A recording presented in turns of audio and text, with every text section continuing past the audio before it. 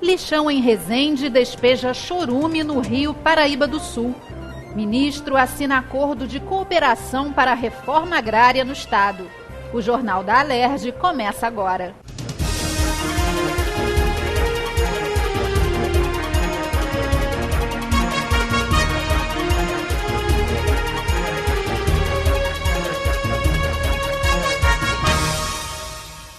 Boa noite.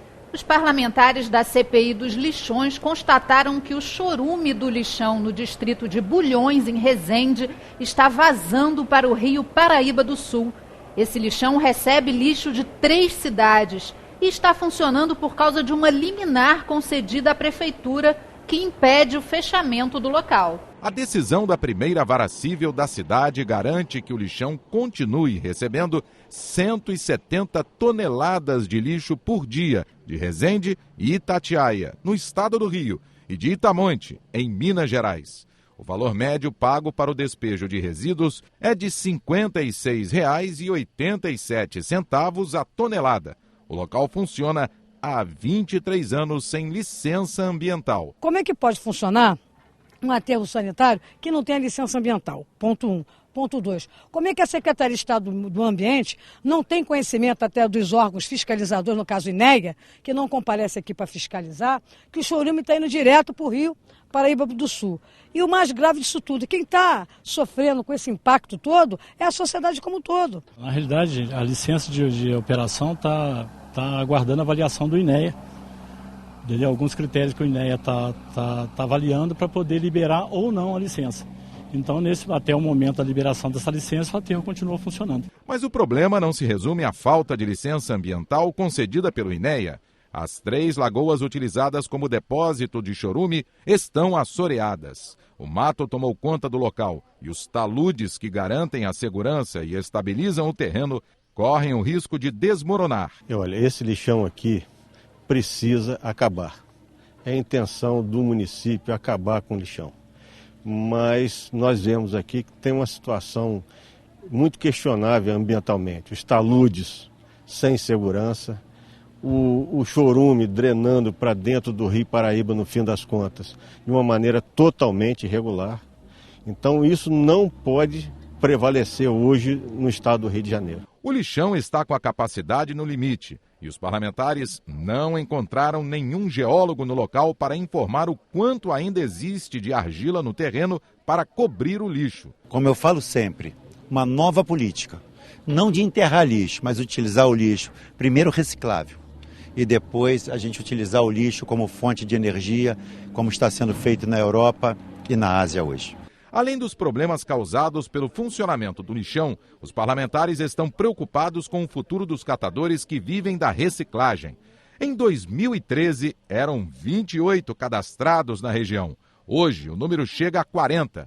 Eles não têm acompanhamento médico e trabalham de domingo a domingo debaixo de chuva ou sol. Cada catador ganha em média de R$ 100 a R$ 150 reais. Mas dependendo do dia de trabalho, este valor poderá subir até R$ 300 reais. Assim, se eu estivesse trabalhando fechado para ganhar salário lá fora, já para mim não dava, porque eu pago aluguel, entendeu? Eu tenho 3 filhos e as despesas são todas minhas, sozinha. Então, para mim, o que tá bom é aqui. Só que, infelizmente, é o que dá para fazer nessa forma, que é variado. Tem dia que a pioneira está ruim, tem dia que a pioneira está boa. Por exemplo, assim, na segunda, terça-feira é o dia que vem mais material. Aí na quinta, para sexta, para sábado, já cai um pouco de material, que é menos lixo, né? Menos material reciclável. O ministro do Desenvolvimento Agrário, Patros Ananias, assinou acordo de cooperação técnica de regularização fundiária da Fazenda Nacional Santa Cruz. O objetivo é implantar a reforma agrária na região, que envolve 9 municípios do estado do Rio. O acordo foi assinado durante o lançamento do Plano Safra 2015-2016, em audiência pública da Comissão de Agricultura, Pecuária e Políticas Rural, Agrária e Pesqueira da Alerj. A Fazenda Nacional é uma área com mais de 80 mil hectares, que abrange os municípios Itaguaí, Seropédica, Paracambi, Japeri, Engenho Paulo de Fronten, Mendes, Piraí e Rio claro. Nós estamos firmando acordo técnico exatamente para fazer o estudo sobre uma área onde nós queremos assentar famílias dentro do nosso compromisso de trabalharmos com muita determinação para até o final de 2018, até o final do mandato da presidenta Dilma Rousseff, nós assentarmos todas as famílias hoje acampadas no Brasil. E a outra grande prioridade nossa também é promovermos o desenvolvimento da agricultura familiar, quando nós lançamos o Plano Safra da Agricultura Familiar, inclusive aumentando em 20% os recursos de crédito do Pronaf. O que nós precisamos é acabar com a burocracia, porque muitas das vezes o produtor ele quer apanhar o recurso do Pronaf e fica agarrado na burocracia. E ele fica com medo, muitas das vezes, de pegar o empréstimo e não ter condição de pagar. Então, nós temos que facilitar a vida do produtor.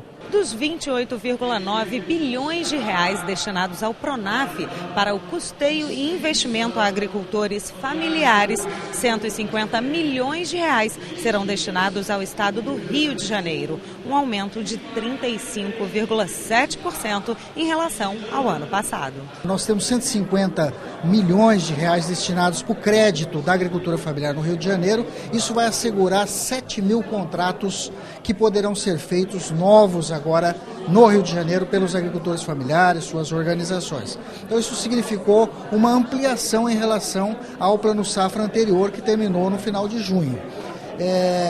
Outras atividades que estão sendo implantadas aqui também, implementadas no Rio de Janeiro, dizem respeito à ampliação do serviço de assistência técnica e extensão rural. Então esses investimentos, eles estão já consignados no nosso orçamento e o Rio de Janeiro vai ser contemplado. Atualmente no estado, quase 20 mil famílias são cadastradas ao Programa Nacional de Fortalecimento da Agricultura Familiar, o PRONAF.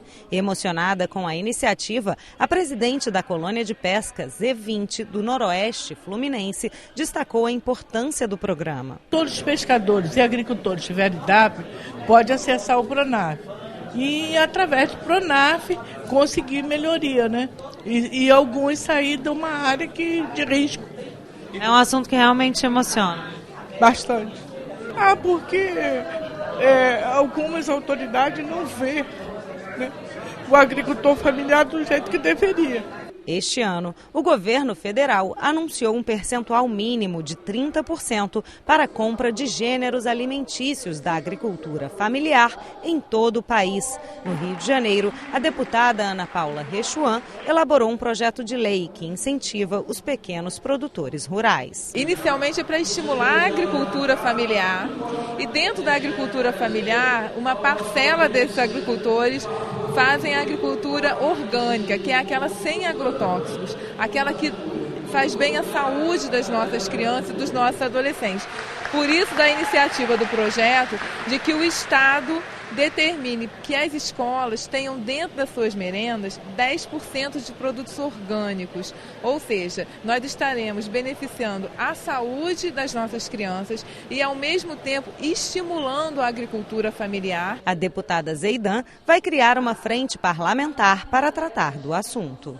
A frente parlamentar vai ser lançada no dia 10 de novembro. Então, nós temos já a comissão, onde o João Peixoto, o deputado João Peixoto é o presidente, e vamos montar essa frente para incorporar mais deputados, mais parlamentares aqui da ALERJ nessa luta em defesa do desenvolvimento da agricultura familiar. Pessoas que sofreram danos físicos ou psicológicos causados por agentes do Estado vão ter direito a uma indenização que pode passar de R$500 mil.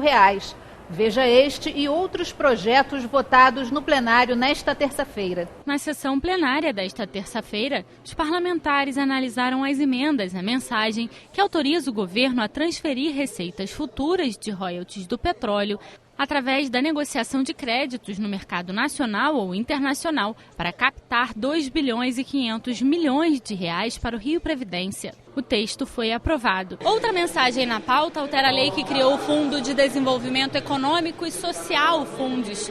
A mudança proposta pretende garantir o equilíbrio econômico e financeiro dos contratos firmados. A matéria foi aprovada. Já o deputado Rosenberg Reis e o deputado licenciado Bernardo Rossi querem alterar a Constituição do Estado para garantir que os municípios aumentem a arrecadação do ISS, o Imposto sobre Serviço de qualquer natureza.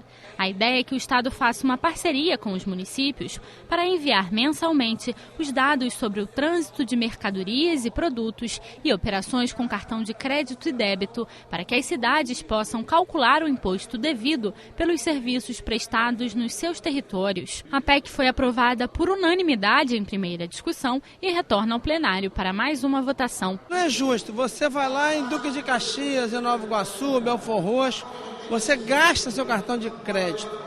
Aí você gasta, o município não tem essa informação, só o Estado, e a operadora de cartão de crédito vai lá no interior de São Paulo, outro estado, e paga seu ISS. Agora vai ser diferente. O governo, você vai gastar no município, o governo do estado vai informar o município toda a operação de crédito, seja ele qualquer cartão de crédito, e o município vai saber quantos milhões foram gastos ali, consumidos ali, e vai cobrar o ISS no seu município. O Estado pode passar a indenizar as pessoas que tenham sofrido dano físico ou psicológico causado por servidor público. O projeto prevê a criação de uma comissão especial formada por representantes da Procuradoria do Estado, do Ministério Público, da Segurança Pública, da OAB, do Conselho de Direitos Humanos, entre outros. Essa comissão ficará responsável por avaliar os requerimentos de indenização feitos por pessoas que ficam sob tutela do Estado e sofreram algum tipo de violência. As indenizações podem variar entre 5.000 unidades fiscais de referência até 200.000. O projeto do deputado Carlos Mink, do ex-deputado Nilton Salomão e dos ex-deputados estaduais Chico Alencar e Paulo Pinheiro foi aprovado e retorna ao plenário para mais uma discussão. Há uma vítima de alguma ação, por exemplo, bondinhos de Santa Teresa. O Estado viu que aquele bonde atropelou gente. Então ele quer pagar, mas não pode, porque a Justiça vai demorar 5 anos para resolver. Por esse projeto, ele pode fazer uma reparação extrajudicial.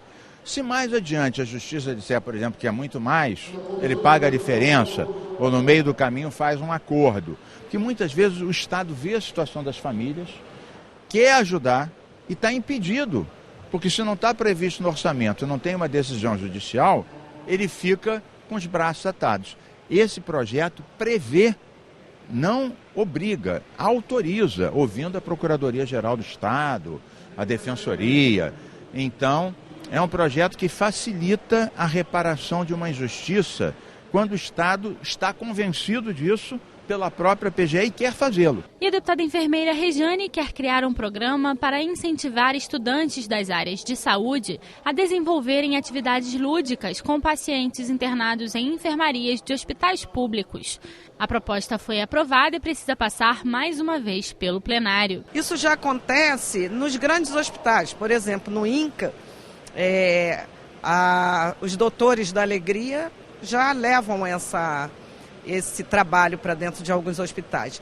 Só que o que a gente quer é expandir isso como um programa realmente da Secretaria de Saúde, onde a gente possa atuar de forma efetiva para a recuperação desses pacientes. As montadoras de veículos que têm carros vendidos no estado podem ser obrigadas a exibir etiqueta de conservação de energia nos moldes do que já acontece com os eletrodomésticos.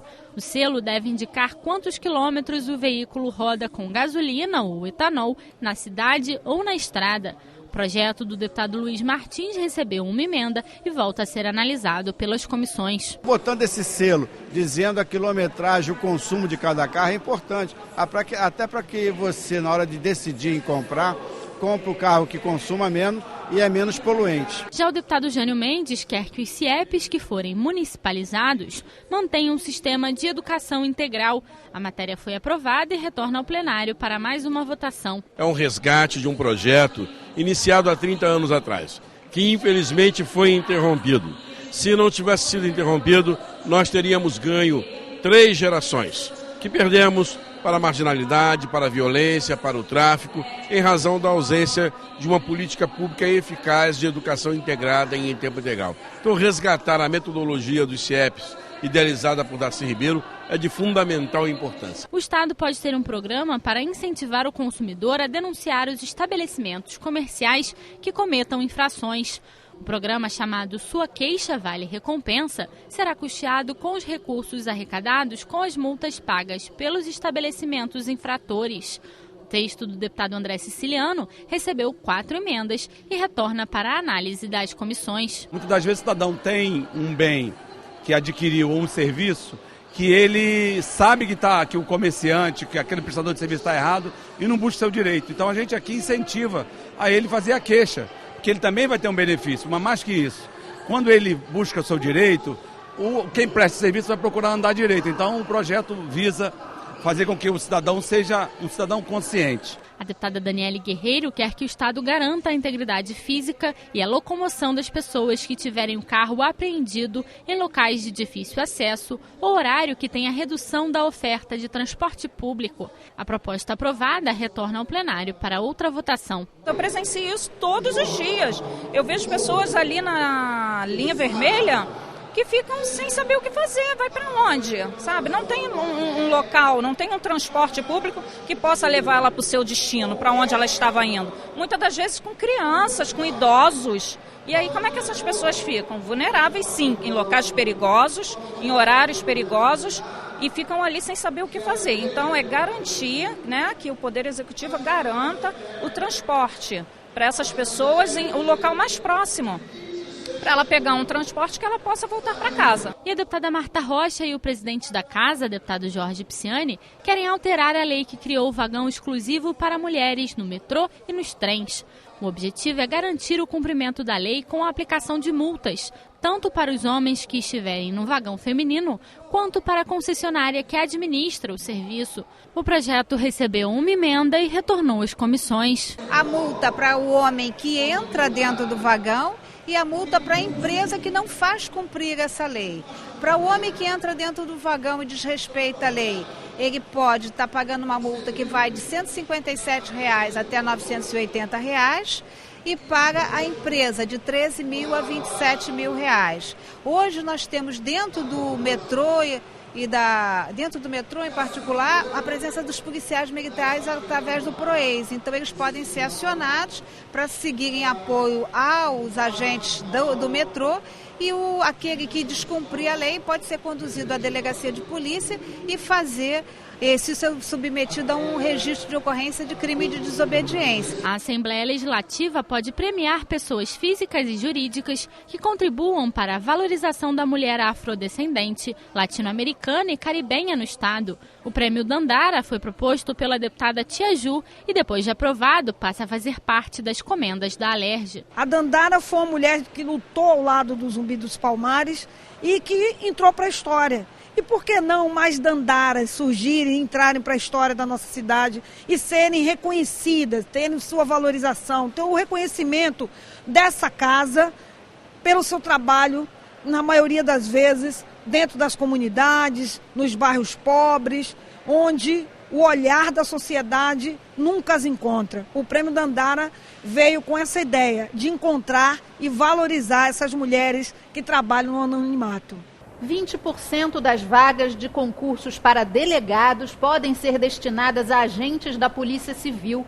A proposta está prevista no projeto de lei da deputada Marta Rocha, que recebeu parecer favorável da Comissão de Constituição e Justiça da Alerj. Entre os projetos analisados pelos parlamentares está a proposta do deputado Vaguinho, que prevê a cassação de inscrição no cadastro de contribuintes do ICMS dos estabelecimentos que produzam ou comercializem produtos fabricados por trabalho escravo. A falta de inscrição no cadastro impede o estabelecimento de praticar operações de circulação de mercadorias e prestações de serviços. Recebeu parecer constitucional o projeto da deputada Marta Rocha, que obriga empresas que prestam serviços ao consumidor a informarem antecipadamente sobre a interrupção, o cancelamento ou qualquer tipo de alteração nas cobranças feitas em débito automático. Outro projeto da deputada Marta Rocha, que foi analisado pelos deputados da CCJ, é o que permite o crescimento de carreira de agentes da Polícia Civil. A proposta destina aos agentes 20% das vagas do concurso para delegados. O relator do projeto, o deputado Zaqueu Teixeira, considerou a proposta constitucional. Hoje, você, para ascender a carreira, não é possível fazer a ascensão como era antigamente. O policial civil está limitado ao teto da sua carreira no cargo em que ele fez o concurso, e com essa possibilidade 20% das vagas para os concursos de delegado de polícia serão disputados pelos agentes da Polícia Civil. A população do Rio ganhou uma ferramenta digital para cobrar seus direitos. A Alerj lançou o Carteirada do Bem, um aplicativo para celulares com uma lista de 61 leis em vigor no estado. A plataforma foi desenvolvida pela Casa Digital. A gente pensou numa alternativa de colocar isso mais próximo, da gente colocar isso em contato direto com o cidadão. Então a ideia do aplicativo foi justamente porque hoje em dia quem não tem um smartphone, quem não usa um celular, nossa prática do dia a dia para facilitar a sua vida, então era lá que a gente precisava estar. Então a gente desenvolveu a ideia desse aplicativo, onde ele tem uma proposta muito simples de apresentar as leis que têm a usabilidade mais do dia a dia mesmo. As leis foram escolhidas pela equipe da Diretoria de Comunicação Social da Alerj, com a ajuda das Comissões de Defesa do Consumidor e Cumpra-se. Mostrar ao cidadão que o trabalho feito na Alerj tem efeito na vida dele é um dos principais objetivos. Eu acho que um aplicativo de leis mostrando leis que têm a ver com o seu cotidiano, que você possa usar e dar uma carteirada do bem, é uma coisa que vai ser muito útil para as pessoas. As pessoas vão poder usar bastante no seu dia a dia. E com isso vão falar da Alerj, vão falar positivamente de coisas que são feitas aqui dentro, né? Na verdade, o que a gente está buscando é mais do que apenas comunicação. A gente quer diálogo, quer interação. 61 leis foram selecionadas para essa primeira fase do aplicativo e divididas em 5 categorias: lazer, serviços, transporte, saúde e compras. Por exemplo, se você for a um restaurante e pedir um copo de água filtrada e eles te cobrarem por esse serviço, você pode mostrar aqui a lei da Alerj que obriga esse tipo de estabelecimento a oferecer água filtrada de graça. Se mesmo assim o seu direito for desrespeitado, existe um espaço no aplicativo em que você pode fazer uma denúncia para o Alerj.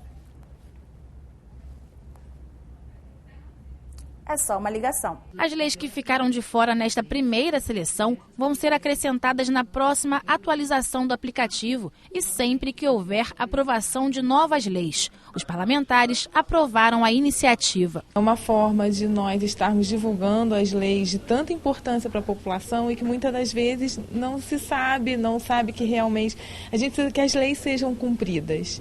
E essa é uma forma de você fazer chegar mais fácil a lei ao cidadão. Hoje o smartphone está na mão de todas as pessoas, os jovens, os adultos, os idosos. Hoje isso já é uma forma de comunicação muito comum e a Alerj tem que estar se comunicando com todas as pessoas. É um aplicativo inovador. Vai fazer valer o direito dos cidadãos do estado do Rio de Janeiro. Porque você tem a lei, muitas das vezes, se o cidadão não conhece os direitos, ele não utiliza. E com esse aplicativo ele vem sanar essa lacuna. Eu acho que a Assembleia está de parabéns, a Alerj vai ser pioneira no Brasil. É um aplicativo que vai melhorar a vida do cidadão fluminense. O presidente da Alerj, deputado Jorge Pisciani, acredita que além de aproximar a Alerj do cidadão, vai permitir uma maior transparência do que é feito dentro da casa. Essa carteirada do bem, ela vai aproximar, com certeza, a Alerj da população. A população vai conhecer um pouco mais a Alerj, também permitir um Alerj mais transparente, né? Permitir também o mesmo instrumento que dá acesso de informações das leis exigentes para que a população possa cobrar seus direitos, permita também da mesma forma fiscalizar a Alerj. O próprio WhatsApp, que será utilizado para trazer informações, ele também será um instrumento de cobrança sobre o desempenho dos parlamentares na Alerj. Apresentações artísticas devem ocorrer dentro de vagões de trem e metrô ou somente nas estações. A Comissão de Cultura reuniu autoridades, artistas e representantes das concessionárias para discutir o projeto de lei que regulamenta as manifestações culturais nos transportes públicos sobre trilhos. Garantia da segurança. Esse foi o principal argumento usado pelas concessionárias para impedir as apresentações dentro dos vagões. Você, num processo de aceleração e frenagem dentro dessas composições, você pode ter um músico se deslocando e com o seu instrumento machucando o usuário ou vice-versa. Por isso não é recomendável e não existe esse procedimento em nenhum lugar do mundo, a manifestação artística dentro das composições do metrô. Nunca houve um acontecimento desse da gente machucar alguma pessoa ou se machucar. Nunca aconteceu isso de nenhuma forma. Outras preocupações foram sobre a possível gratuidade no ingresso de artistas aos trens e metrô e a cobrança de direitos autorais pelo ECAD. É uma lei do deputado André Siciliano de expansão, muito mais do que resistência, e a arte precisa se expandir. As concessionárias apresentam problemas com relação a custos, elas não têm custo absolutamente nenhum, pelo contrário, com relação às gratuidades, elas são, no projeto de lei, claramente facultadas, não são obrigatórias. Com relação à ECAD, a preocupação tem que ser do ECAD com cada caso tem que ser analisado separadamente, não é um problema das concessionárias. A questão de segurança, de reclamação, as concessionárias não apresentam nenhum dado, nenhum estudo técnico, científico que possa comprovar as suas argumentações, e aí vamos na direção de que os artistas têm que ter o direito sim de se apresentar dentro dos vagões e também nas estações. Os artistas pediram que o cadastro dos interessados em se apresentar, sugerido no projeto de lei, seja feito pela Secretaria de Cultura e a garantia de que ele não seja usado para impedir manifestações artísticas dos que não estiverem listados no documento. Nós já avançamos. Questão do cadastro, vai ficar a cargo de quem? Ficou muito claro que é a cargo da Secretaria de Estado de Cultura. Questão de definição dos horários, também ficou claro que será a Secretaria de Estado de Transporte junto com as concessionárias que irão regulamentar essa questão do horário. E a questão maior, que é o grande impasse, é se a apresentação poderá ser feita dentro das composições de metrô e trem, sim ou não. Eu acho que nós avançamos um pouco. É claro que a concessionária não queria nem a apresentação nas estações. Hoje já tivemos um avanço. Agora é mais uma reunião e levarmos o projeto para votação no plenário, na segunda discussão, e depois vai ter a sanção do governador. A gente espera chegar a um bom termo. Claro que o ótimo é inimigo do bom, As concessionárias já abriram mão hoje. Tem a questão também do ECAD, do direito autoral. Nós vamos remeter aqui a lei que vai ficar a cargo do artista. Eu acho que mais uma reunião e vamos levar o projeto para a votação. No final do encontro, os artistas comemoraram a possibilidade de participar das discussões sobre o projeto de lei.